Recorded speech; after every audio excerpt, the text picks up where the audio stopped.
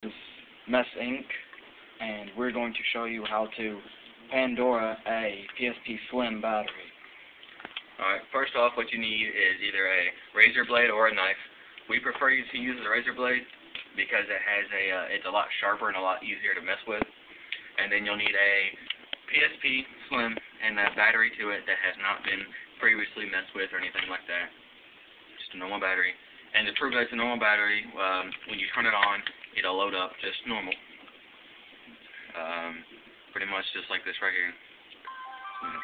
Sony computer entertainment. And it's normal, just a custom theme, nothing hard. To prove that it's a it's not modded, we're going to go to our system information, and you'll see that it's firmware version 3.80, which is an unmodded version. Okay, now we're going to take out the battery, turn it off first so you don't mess anything up. Take out your battery. And what you're going to want to do is around the very edges of the battery, around this area right in here, you're going to want to take your razor blade or your knife and pretty much cut it open. But you don't want to cut too deep because you might hit the motherboard that's inside. And once you cut it all the way around, you pretty much pry it open and you pop it off. And you'll see a little motherboard in there that looks like this right here. Alright, and you take it and you bend it back. Don't worry, it's not going to hurt it. And there's a spot which we have a link next to our video. Just go check it out. Click on it, it'll open up of where to cut it at. You'll see a 19 up here in this top area, and you want to cut it below the 1 or the 9, doesn't matter, just on this little bitty line. You want to cut it, and you don't have to be as gentle as you really think you do, because you actually have to cut through metal and pretty much chip it out. And in this video, we're also going to teach you how to restore it, because a lot of people don't know how to restore the battery afterwards. I think that after you do this right here, you're screwed. But we're going to teach you how to restore it, even though you will not need to restore it until after you install custom firmware, which we also have another video for that. Or will in the future. Or will in the future, depending on when you watch this video.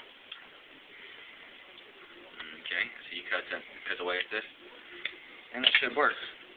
And to prove if it is a Pandora battery, whenever you put it back together and put it into your PSP Slim, it should automatically turn on, and it will load up into a black screen.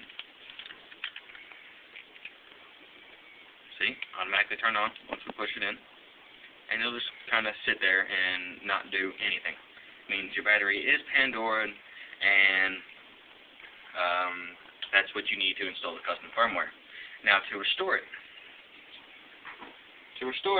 what you're going to do is you're going to take the battery back out and grab an everyday lead pencil or mechanical pencil or whatever, and that line in which you cut at back inside your memory card, you're pretty much just going to draw the line back and fill in the crack of wherever you cut it. Be careful not to connect two lines, because that could cause your memory card not your memory card, but your battery to mess up, and we've heard rumors that it could possibly catch on fire. Which is bad. Very bad. Things go burn. Oh yeah. Very bad. And you die. Alright. Okay, and after you do it back, put it back together.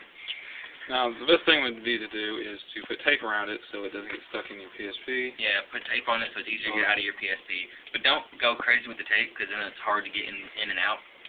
And in our tutorials, we will have to take it in and out a few times. Put it back in there. And see, it does not turn back on. Oh. Well, that's strange.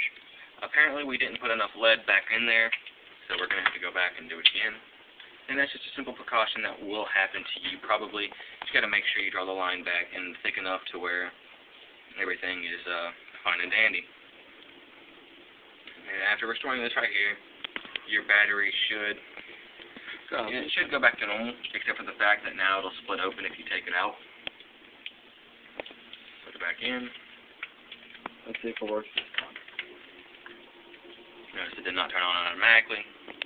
Flip the switch. And you have Sony computer entertainment.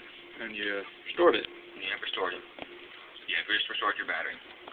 Now go check out our video on how to install custom firmware and make a magic memory card. This is Mess Inc. signing out. Hope we could have been of some help.